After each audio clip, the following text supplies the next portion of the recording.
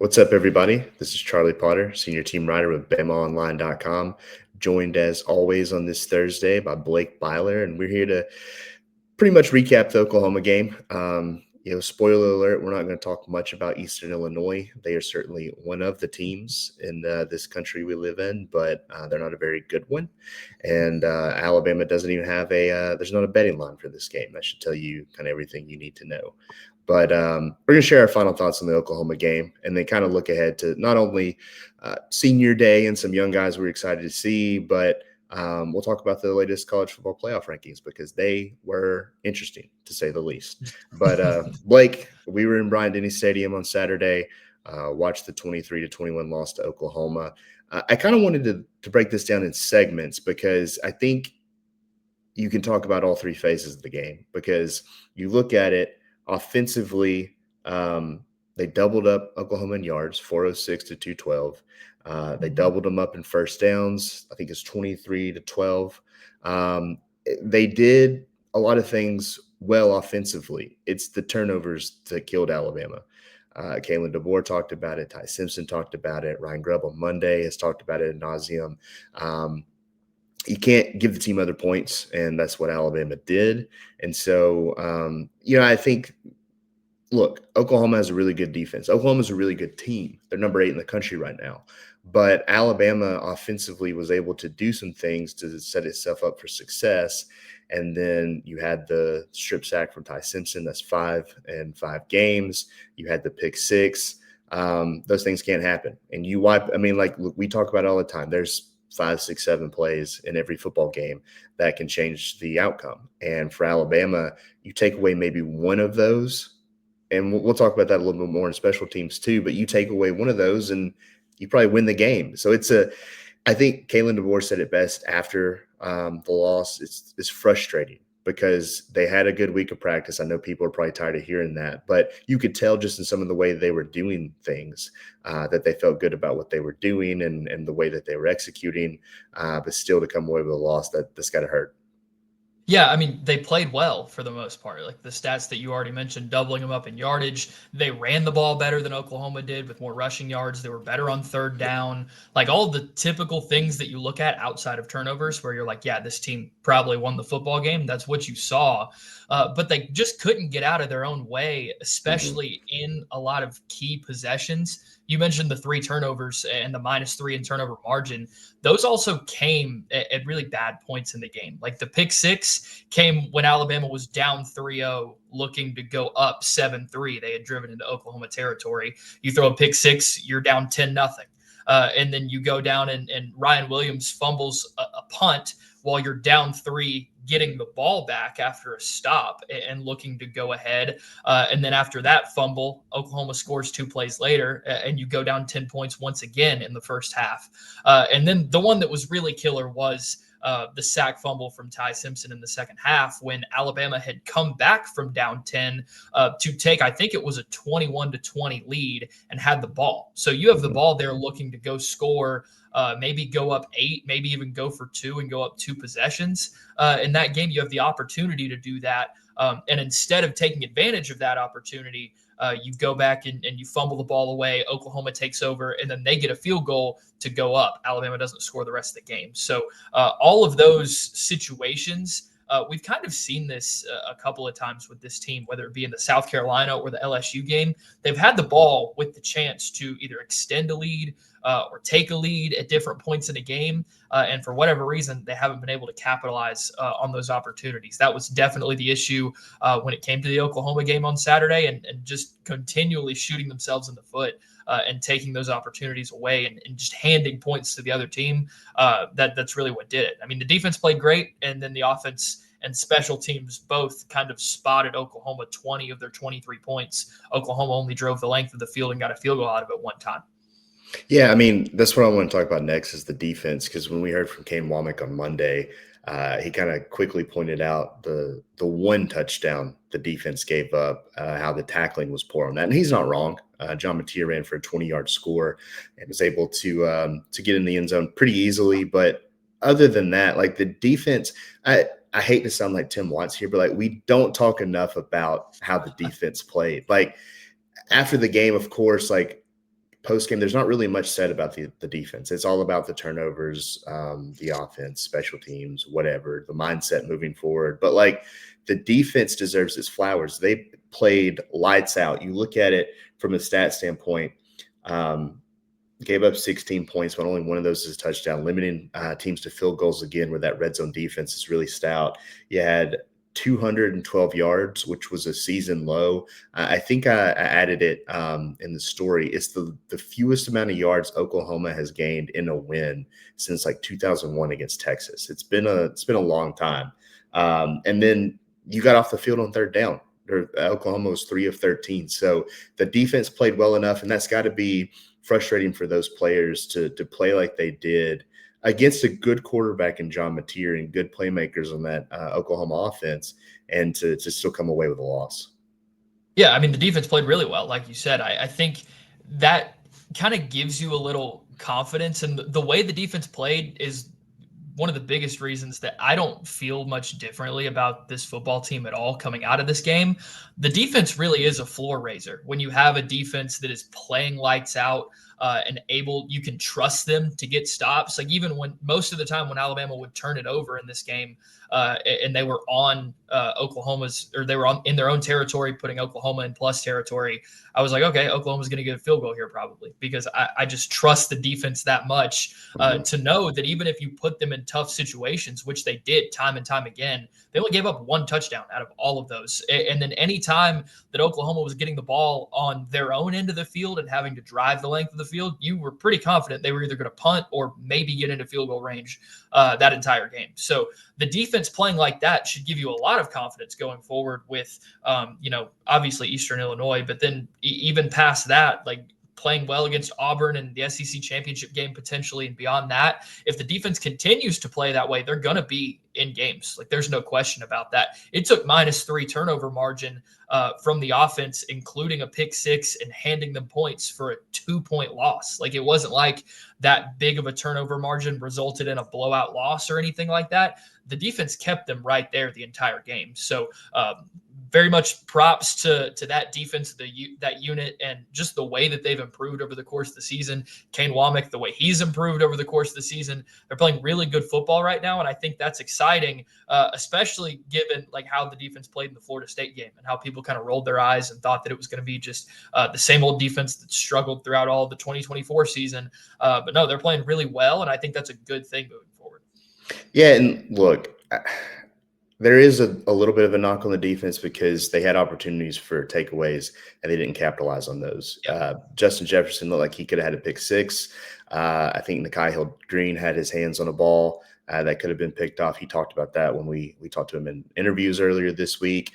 Even like Tim Keenan got his big paw on a pass out to the flats, but like if he doesn't get there, it might go straight into the chest of Yanze Pierre, who might score on that play. Like there's opportunities, and I think that's something that Kane Womack talked about too, just the turnover margin. Like I think this is the first game all season that Alabama didn't force a turnover. It's actually the first time, I believe, since last year's Vanderbilt loss that's happened. So maybe get one of those. Like it's just, again, the margin was so small because Alabama did so many things well that just a few mistakes here and there really cost the game. So I do think that defensively they're playing well. This is the side of the ball that's making really good adjustments coming out of halftime too. I think offensively we've seen them sputter. Maybe the opposing defense is doing the same thing that Kane Womack and Alabama are doing in terms of, reading, reacting, and making the right play calls and adjustments there. But I think they deserve their kudos for sure. The one side of the ball that probably doesn't deserve kudos for this one is special teams. You mentioned the Ryan Williams fumble, an interesting approach to punt returns that we haven't seen this year. Alabama had two guys deep, and it wasn't just side by side. It was one in front of the other. And it depended. It varied. Sometimes Cole Adams was the deep guy and Ryan Williams was up in front of him, or vice versa. But they had a turnover. Ryan Williams had a nice return. He's making a ton of guys miss, and then here comes a fist and punches the ball out. And so you can't have that because, like you said, that leads to points for Oklahoma. I think on Alabama's first punt of the game, they had about 42-yard return that set up a short field. Alabama held Oklahoma to a field goal. Again, defensively, kind of digging their heels in and playing well, but that set up a pretty easy field goal attempt, and then obviously the missed field goal from Connor Talty to end the first half. And we saw him yelling at David Bird, the long snapper. It was a pretty bad miss. I think they've even attributed it to a block. It's tough to see just how much of the ball that Oklahoma was able to get its hands on. I know people have been upset about jumping over the long snapper that wasn't called, things like that, but just didn't look like a good kick. And so I think he's 11 of 17 on the season, continues to struggle. It's the first game, actually, or not the first game. Connor Talty hasn't missed a field goal since the Wisconsin game. So he's due for a miss basically every game that he attempts a kick since week 3 of the season. That's not a good place you want to be if you're a field goal kicker. So special teams struggled, and that's, Jay Nunez is a guy coming from Oklahoma. He's 0-2 against Oklahoma, and special teams haven't been great against these Sooners. They haven't been great really in general, just overall over the course of the season. I feel like there have been a number of miscues, but they were really bad in this game. I mean, it started off with the punt return that you mentioned, where Latsier Brooks flew down, and it looked like he had a big hit on the punt returner. I forget who the returner was for Oklahoma, but it looked like he was going to make that tackle and have Oklahoma back on their own 30 or wherever it was. But the Oklahoma player shook out of that tackle and then was able to get the Sooners into field goal range. And then obviously the defense, like you said, came up strong. With the field goal kicking, I don't really know what the answer is at this point. I don't know if you continue to roll with Talty. We know that they've dressed walk-on Peter Nataro for road games before. Like, he's been on the travel roster. So they don't have enough confidence to the point where they're only bringing one kicker to road games. Like, they're bringing another guy. So I don't know if they give him a look or if they continue to roll Talty out there. DeBoer has spoken highly of him a number of times throughout the course of the season, even when being asked about his struggles. So I think they have confidence in him, which means he must kick it well during practice. Just for whatever reason, it's not translating into games. So I wonder if that changes their approach as far as, fourth downs on other teams' ends of the field. We'll see, but that kind of miss is crucial, especially when you look at the end of the game and you lose by 2 and you missed a 36-yard field goal at halftime that ultimately would have been the difference in a win and a loss there. I don't know if we'll see Alabama attempt any field goals against Eastern Illinois, but it will be interesting to see if they give Peter Nataro an opportunity. Just, in a stadium full of people, maybe see what he can do. But again, I mean, hopefully from an Alabama standpoint, they're only kicking extra points. But looking at these college football playoff rankings, Alabama fell 6 spots to number 10. I guess we maybe anticipated that because that's what the AP and the coaches polls did, but it doesn't make a ton of sense. Notre Dame is ranked ahead of Alabama at number 9. And you look at it, the committee seems to be placing more of emphasis on the losses than the wins, because when you look at just a resume comparison, Alabama has 4 wins over teams that are currently ranked in this latest CFP top 25. They have a win over number 4 Georgia, number 14 Vanderbilt, number 20 Tennessee, and number 22 Missouri. Of course, they have the 2 losses, but one is to now number 8 Oklahoma and an unranked Florida State team. But the Fighting Irish have 1 ranked win. That's over number 15 USC. They do have, of their 2 losses, they are to ranked teams, number 3 Texas A&M and number 13 Miami. I did think it was interesting in looking back over the transcripts of the teleconference with Hunter Yurachek, who's the new committee chair. He kind of talked about the run game a bit, and that seems like that's kind of, you're looking at the wrong things. It should be resume, strength of schedule, things like that. It's just like, I feel like you're kind of just nitpicking at this point to put things where they are. Again, it seems like they're prioritizing losses over wins, and that seems to be kind of a backwards approach to me. What about you?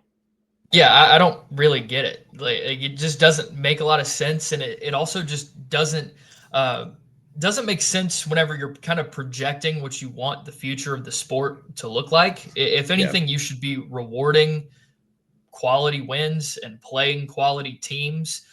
because the last thing you want is to not only just be focused on like the number in the loss column, but who the losses are to. Like if quality losses are better than having 4 times the number of quality wins, then like what are we really doing here? Like I just don't understand what the resume comparison is. And then you mentioned Hunter Yurachek on the call. Like there were a number of just contradictory statements that were made across all of college football in the way that they ranked the majority of the top 25 teams. He talked about Oregon's win at Penn State still being valuable to them because Penn State was viewed as good at one point, and then a breath later talked about how Virginia's win over Louisville wasn't quite as it wasn't as good for them anymore because Louisville had dropped out of the top 25. Like that's a contradictory statement because that would have then applied to Oregon, who beat Penn State, and then Penn State's no longer a good team at all. It's without a coach at that point. So none of these things really make sense. Referencing rushing totals for Alabama's games, the last couple of games, doesn't make any sense at all. It really feels like they're just kind of ranking these teams however they want and then just saying whatever points they want to say in order to justify it, whether they make sense and they're consistent among their arguments for other teams or not. That's kind of the vibe I'm getting at this point. And I don't think the committee chair, whoever it is, has ever been good at really explaining why teams are ranked where. I think that just makes people more angry. It would honestly probably be better if they didn't have availabilities because they wouldn't say so many contradictory things. Because throughout this playoff process with any year, whether it's been 12-team, 4-team, they've gone on and tried to defend rankings and ultimately just contradicted themselves because they're just going to rank teams where they want to rank them. And that's just how it is. I think Alabama should be ahead of Notre Dame. I still think Alabama's in a good spot as far as the playoff goes. Like beat Eastern Illinois and Auburn, and you're not only in the SEC championship, but I think you'll be in the college football playoff, barring a blowout loss in Atlanta. Like the way that the playoff is set up, I don't foresee a 10-2 Alabama playing an extra game and falling out behind teams that didn't play an extra game in order for Alabama to completely fall out. Like they're not going to get jumped unless they go play Texas A&M and lost by 40, which is also something I don't anticipate happening. Like that's a whole separate thing. So I think if you beat Eastern Illinois, you beat Auburn, you're going to be in the playoff. And then the SEC championship game is going to probably be whether you can get a road or a home playoff game at that point.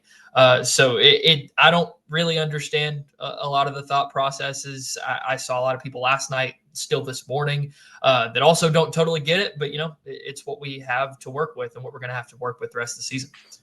Right now, the way that they have it, Alabama would travel to Oregon for a first-round matchup. And then the winner of that game would play Indiana. Not a terrible draw. You got to go across the country, but I think Kalen DeBoer and this staff are pretty familiar with those Ducks up in Eugene. So that would be an interesting matchup for sure. We'll see, though. Like you said, you got to win. Just win these games. Like I do. I'm in agreement with you. I think if they win the Iron Bowl, then they're in. I don't think you penalize a team for making a conference championship, especially in the SEC. And so maybe they will start to look at Alabama's wins more. That seems like the thing to do. But before we kind of look at this game against Eastern Illinois and just some of the guys we're going to be watching on Saturday, we do have a message from our friends at Whataburger. When first unwrapping your Whataburger, you may find yourself awestruck by what's in front of you. Hot, fresh, and made to order on a 5-inch toasted bun with 100% never frozen American beef patty grilled to perfection, melty cheese, crisp hand-chopped veggies, and mustard. It may look more like art than food. Some even consider it a masterpiece. They aren't wrong. Whataburger, just like you like it. And Blake, we talked about it, or we maybe didn't talk about it, but we're not going to talk much about Eastern Illinois. They are not a good team. They are from the FCS, and they are ranked near the bottom in their rankings. Kudos to those guys getting this check, but they are 3-8 and have lost 6 in a row, including a game to UT Martin and Jason Simpson. Hey. So, if you were worried about Ty Simpson being locked in, he probably got a scouting report from his dad on top of everything they've done this week. So they should be good to go there. It is going to be, however, senior day at Bryant-Denny Stadium. And this is one of the longer senior day lists that I can remember. There are 27 players on this list, 17 of which are scholarship players. Now, we did know, I wrote a story on Monday that Jamarian Latham is not on that list. It's not surprising for two reasons. One, he participated in it last year. A lot of times guys just don't want to do it again. But I do think that Jamarian's seeking a 7th year of eligibility. What a statement. So we'll see how that goes. I asked Kalen DeBoer about it on Monday, and he didn't really have much of an answer. He didn't shut the door on it, though. I think that says a lot. So we'll see. That Wolf linebacker room could be pretty stacked if you bring back Yanze Pierre, Quay Rousseau, Jamarian Latham, the young guys in there, and then add what you have coming in from a recruiting standpoint. But I'll run down the list of scholarship players real quick so everybody knows who's going to be participating. You have, this is in alphabetical order, by the way, Jeremy Bernard, Josh Cuevas, Brody Dalton, Cam Dewberry, Blake Dowd, Nakai Hill-Green, Damani Jackson, Justin Jefferson, Deshaun Jones, Tim Keenan, Deontay Lawson, Jam Miller, LT Overton, Jaden Roberts, Graham Roten, Gino Vandermark, and Dre Washington. A lot of interior linemen, a lot of inside linebackers, some key defensive linemen on that list. But to me, the guys that came over from Washington, those are going to be huge losses for this team. When you look at Jeremy Bernard and Josh Cuevas, those are guys that have been security blankets for Ty Simpson in his first year as a starter. Jeremy Bernard has been just a do everything type of player for Alabama. Josh Cuevas has been clutch. He had one of his best games, if not his best game, in an Alabama uniform last week against Oklahoma.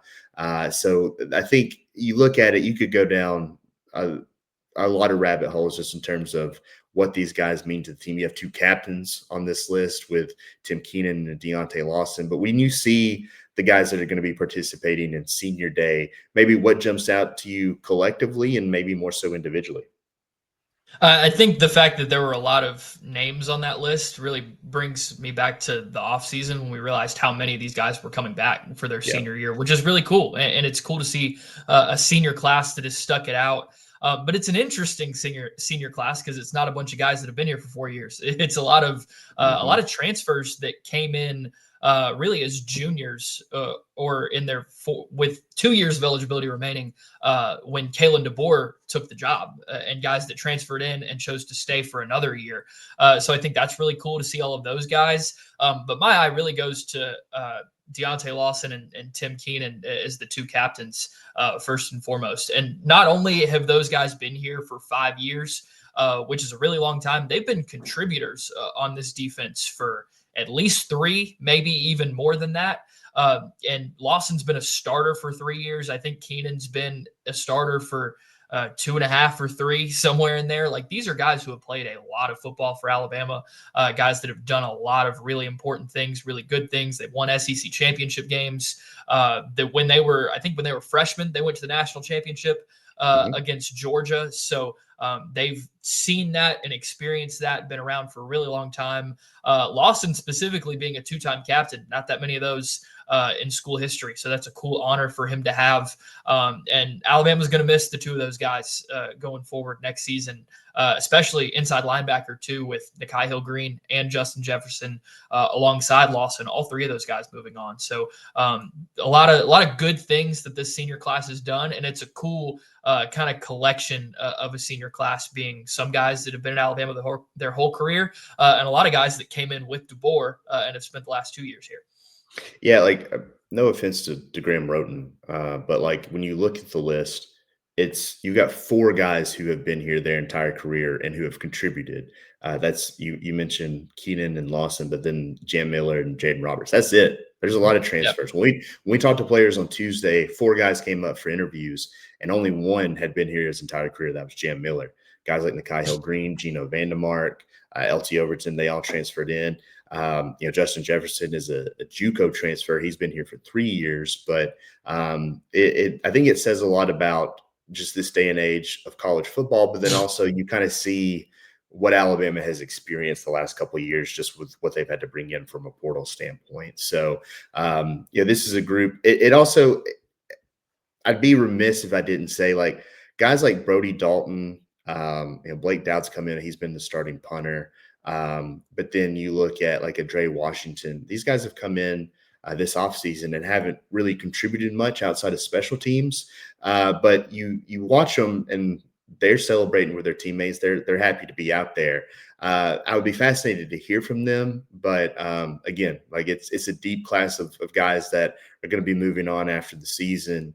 And this could be their final game in Bryant-Denny Stadium. We'll see what happens with the playoff, and if Alabama gets in the SEC championship game and things like that. Who knows? They might host a playoff game at Bryant-Denny Stadium. But right now, this is the last game for a lot of these guys. And look, a lot of these guys aren't going to play a ton on Saturday. I wouldn't be surprised if we see some guys with nagging injuries maybe sit out. You'll rest up for an all-important Iron Bowl. You treat every opponent the same. I know the rhetoric. I know what you say, but like this is a game where if some guy is dealing with something, you might not see him. So don't be surprised if you see some new faces maybe in the lineup. You think about it. We've seen a guy like Parker Brailsford in Booth this week. He was someone that was dealing with some stuff on the sideline. Jeremy Bernard went to the medical tent during the game against Oklahoma, but of course powered through. If these are guys that you could maybe get a little healthier, you do that. And again, it's going to create some opportunities for some young players. That's really what I kind of wanted to end the show on, is just in the second half, we should see some guys that maybe haven't played a lot this year. These are guys that are on their way to redshirt, or guys that are buried in the depth chart that should get a lot of run here in the second half. It's a game where maybe we see a ton of walk-ons late in the game too, but outside of the quarterback position, because I think that's the obvious choice. We'll start with offense. Who's maybe a young guy or two that you're maybe looking forward to seeing get some reps and to see what he can do when he gets on the field? Well, everybody's favorite running back, A.K. Deer, is one that Right. I want to see. But in all seriousness, like he ran really well against ULM when we saw him. He's a guy who we think has a lot of potential, and so it'll be nice to see, if he can get the ball, if he can run the ball well again, maybe break off another long touchdown. But outside of him, I'm looking at the offensive line because they're going to lose some guys there. And interested to see, Michael Carroll has played a lot this season, but just getting some extended reps for him, some reps for a guy like Jackson Lloyd, who was a 5-star offensive tackle, who is probably the future at that position for them once Caden Proctor moves on to the NFL. So those guys, and then also at the receiver position, we've seen the main guys get most of the run throughout the season. But Derek Meadows has been in some big games, but hasn't really gotten to show what he can do. He's a physical specimen, 6'4", 6'5", whatever he is. So he's a guy that can make some plays. I think he's 6'6". Is he 6'6"? He's Wow. tall. Yeah. Yeah, he's really big. And then also Jalen Mbakwe, a guy Mm-hmm. who hasn't seen much action this year after making the change from DB to wide receiver. So we could see him do a lot of things potentially in this game with the extended playing time he could get. Yeah, Blake, thanks for listing like 75 players there. Hey, there's a lot of guys left. Don't worry. Because I had A.K. Deer, Jackson Lloyd on my list. I think Jalen Mbakwe is one that I'm interested in because he's a guy that he's played some, and maybe some of these guys too. You have to look at red shirts. I don't have it in front of me how many games a guy like Jalen Mbakwe's played in. Like I don't expect to see Jalen Hale in this game. But that creates opportunities for other wide receivers. I'm also fascinated just to see maybe a guy like Marshall Pritchett get some more run at tight end, because it's been Josh Cuevas and Caleb Edwards, another true freshman. But I think they were really high. The staff is really high on Marshall Pritchett. He's the guy that can be a nice receiving threat for them. I think you look at Edwards and Pritchett, and then you have Sutter coming in as a true freshman. I think the future of the tight end position is bright, but you got to get these guys some opportunities. And I think Marshall Pritchett's someone I'm looking forward to. I agree on the offensive line. I think Jackson Lloyd, maybe if we see a guy like Joe Ionata at center, even though I think if Parker Brailsford doesn't play, we'll probably see Geno Vandemark at center with Dewberry and probably will Conformby at right guard. But there's a lot of young guys on that offensive side of the ball. Of course, we want to see Austin Mack and Keelan Russell. They should get plenty of run too. But it's just there's some young playmakers. I will say, though, Alabama's done a nice job of mixing some guys in. I think at running back, though, the one guy I wanted to mention is maybe we see more of Kevin Riley because Yeah. he didn't play at all offensively in this last game. It's really been Daniel Hill and Jam Miller. And with you wanting to get the running game going, I know he's a guy that brings some juice. And look, pass protection is key, but both of your backs in the Oklahoma game gave up sacks. Maybe give him an opportunity. He's a guy I could see gets a lot of run in the second half, maybe, and kind of maybe build some favor there. What about defensively? Let's limit it to just a couple guys apiece, and then we'll get out of here.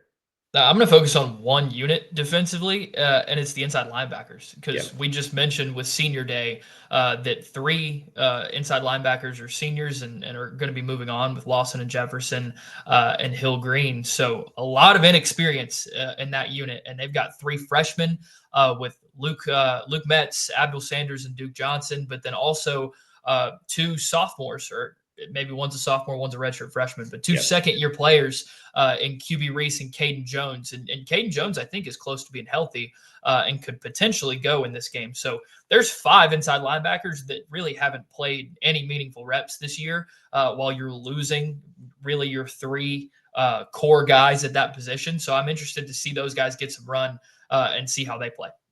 Yeah, I think I'll be interested to see who goes out first because I wrote down QB Reese. He's a guy that a lot of these older players have talked about. They talked about before the season. And with Caden Jones coming back from injury, we know Abdul Sanders has been in the cast on – I don't remember which hand it is, one of his hands. He hasn't been dressed out the last couple of weeks. So could it be QB Reese and maybe a Luke Metz or Duke Johnson? Like – I'm fascinated to see who we see at inside backer. I'm pretty confident that the first guy off the bench will be QB Reese, but who knows? I think that's a position, like you said, that is going to be important for next season. I think that's probably a spot they look to add via the portal as well. But this is a game where you get some of those guys some meaningful reps. I think on the back end, guy Ivan Taylor, he's played in every game on special teams. Hell, his dad's been in every game. Ike Taylor's a scout for the Pittsburgh Steelers. We see him in the press box every game. Maybe he gets a run at safety. Zay Mincy probably gets a little bit of an extra run once the starters come out. And then up front, Alabama's played a ton of defensive linemen. Like everybody's played meaningful minutes. But what about our boy Steve? Like maybe this is the Steve game. Eastern Illinois is where we see – I forget who's even on the call for SEC Network Plus, but them struggle with saying Mbumwa. We'll see. We'll see what happens there, but it should be an opportunity for a lot of these young guys to get on the field, and it'll be maybe our last game in Bryant-Denny Stadium, or at least, sorry, it'll be my last game in Bryant-Denny Stadium because if people don't know, we won't have a show next week. Obviously, next Thursday is Thanksgiving, but our boy Blake is getting married this weekend. So big congrats to Blake and Raven. And because of that, we won't have a Thursday show next week. So I might jump on with Tim and Bone early next week. We'll see. It's going to be a busy week with Iron Bowl talk, with hoops. Alabama's going to play 3 games in Las Vegas. That should be a lot of fun. But no, in all seriousness, I know I've given you a hard time about checking out in the middle of the season before the Iron Bowl, before Feast Week. But super happy for you guys. Big congrats, and we'll get out of here on that. Like and subscribe for Blake and Raven. Yeah, that's what you should do. Give us a 5-star rating review for the soon-to-be newlyweds.